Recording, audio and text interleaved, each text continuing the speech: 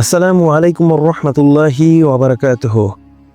ইতিকাফের সময় কি করা যায় এ নিয়ে অনেকের মনে অনেক প্রশ্ন আছে।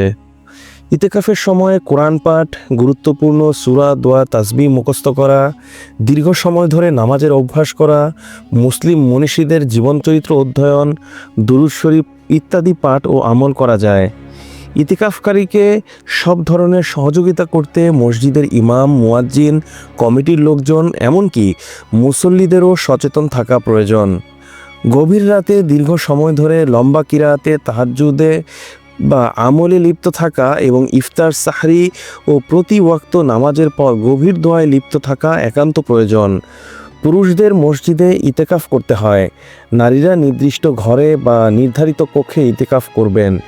প্রাকৃতিক প্রয়োজন ও একান্ত বিশেষ প্রয়োজন ছাড়া ওই ঘর বা কক্ষ থেকে বের হবেন না। অজু বা পাক পবিত্রতার জন্য বাইরে বের হলে কারো সঙ্গে কথাবার্তা বলবেন না বা সালাম বিনিময়ও করবেন না। কেউ সালাম দিলে তার জবাবও দেবেন না। তবে দরকার হলে ওই কক্ষের ভেতরে থেকে বাইরের কাউকে ডাকতে পারবেন এবং কেউ ভেতরে এলে তার সঙ্গে সালাম বিনিময় ও কথাবার্তা বলতে পারবেন। ইতিকাফের কক্ষে এমন কেউ অবস্থান করতে পারবেন যারা ইতিকাফ করছেন না।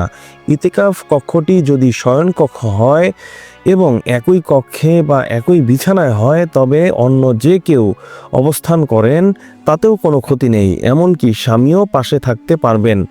তবে দাম্পত্য আচরণ ইতিকাফ অবস্থায় নিষিদ্ধ, এতে ইতিকাফ ভেঙে যাবে। ইতিকাফের সময় ইবাদত বন্দেগী মুখ্য বিষয়।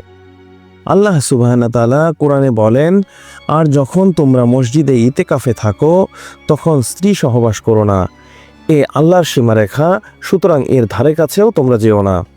সূরা বাকারা আয়াত 187। এভাবে আল্লাহ মানুষের জন্য তার আয়াত স্পষ্ট করে ব্যক্ত করেন যাতে তারা সাবধান হয়ে চলতে পারে।